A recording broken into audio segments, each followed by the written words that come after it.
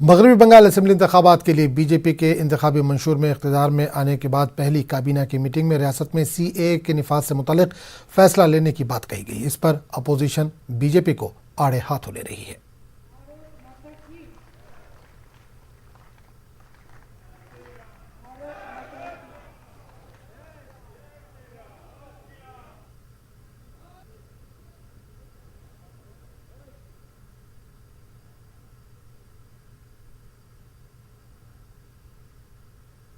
6 साल हो गए हैं।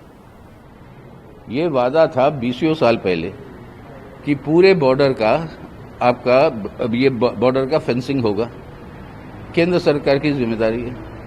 हुआ नहीं, और ये आता है सीधा सीधा गृह मंत्रालय के आध्वर्य में। तो 6 साल रहे केंद्र में, तो इसके बारे में आगे क्यों नहीं बढ़े? अब क्यों इस तरीके की लोगों को बहकाने के लिए एक और जुमला है, उन्हीं की भाषा है जुमला, अमित शाह जी की, और ये भी एक और जुमला है। फर्स्ट कैबिनेट में सीएए पास कर रहे हैं।